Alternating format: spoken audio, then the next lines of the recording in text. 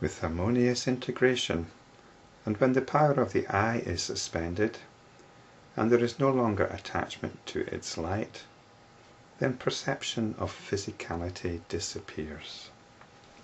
This sutra, I think, is sometimes understood as telling us how to acquire the power of invisibility, which is utterly absurd, although perhaps it's not as far-fetched as my understanding of it.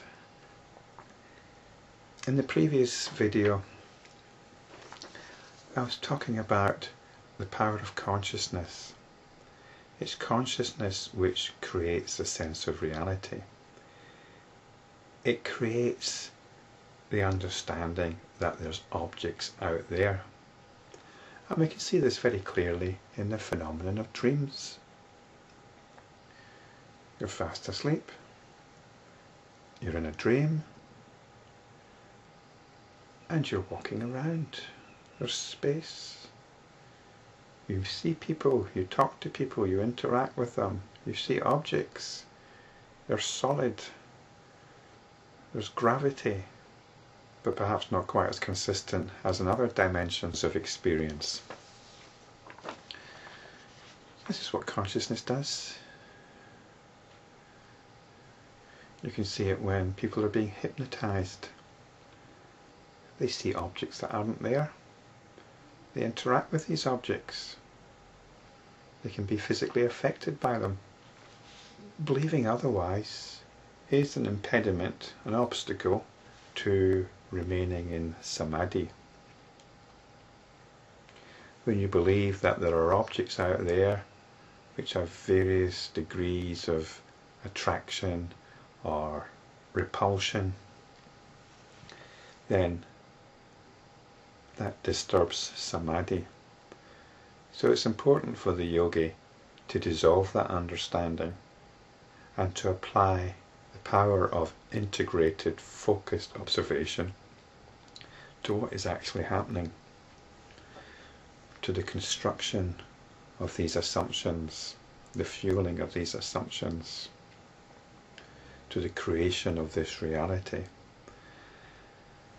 And the strongest factor in bolstering these assumptions about an external world is the sense of sight, vision.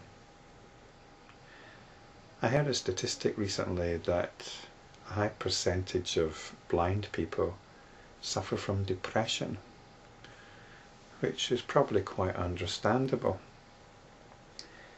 But I suspect the depression isn't so much from the blindness itself, but from the fact that they're living in a world run by sighted people. Vision is the main culprit in taking us from our integrated samadhi to out there. Sight takes us from here to there. The curious thing is, all colour, all shape, all sound, all smell, all touch, all physicality actually happen here.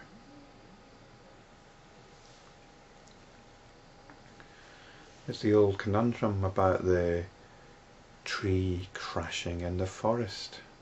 If there's nobody there to hear it, does it make a sound? Well, what is a sound? A sound is an experience. You could say a sound is a disturbance in the airwaves.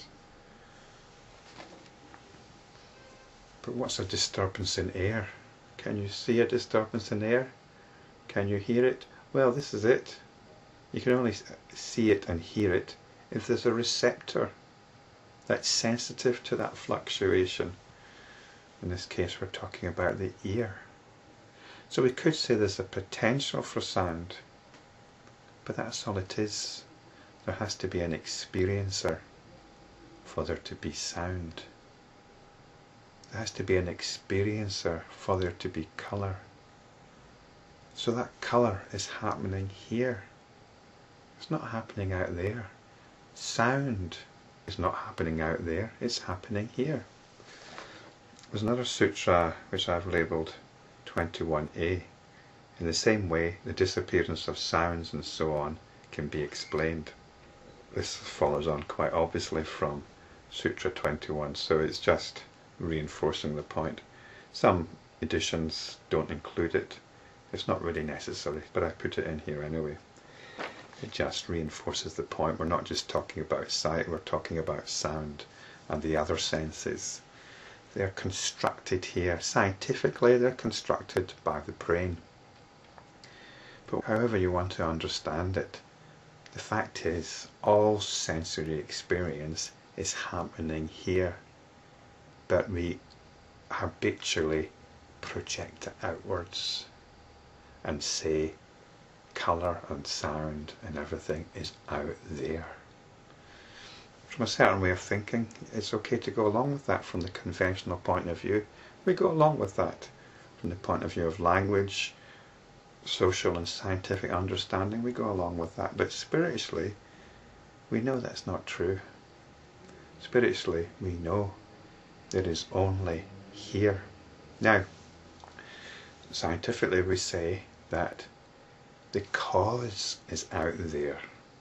The cause of the sound, the cause of the colour is out there. Well, how do we know that? That is an assumption.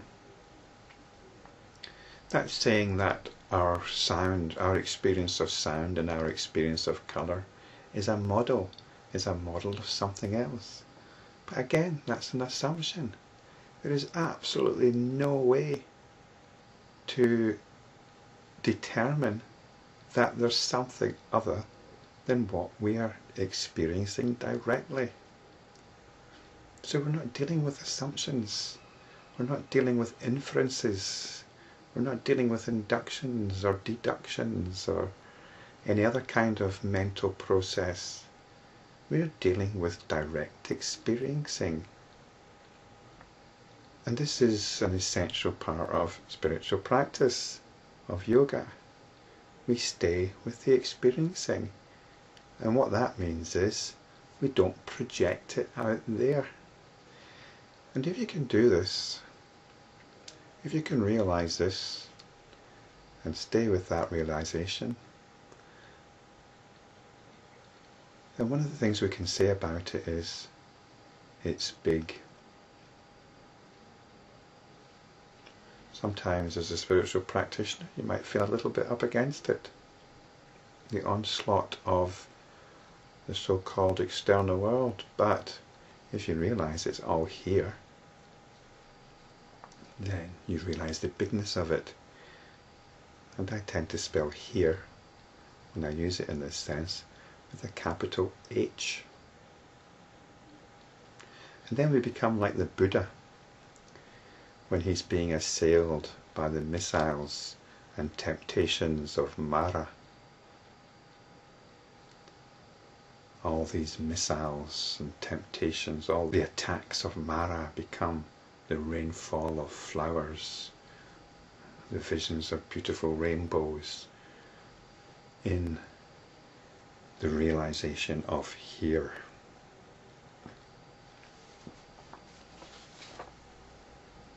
So when the power of the eye is suspended, it's not simply looking at things. The power of the eye is what takes us from here to there. We suspend that. We realize that what is apparently there is actually here. And we absorb it into the bigness of being.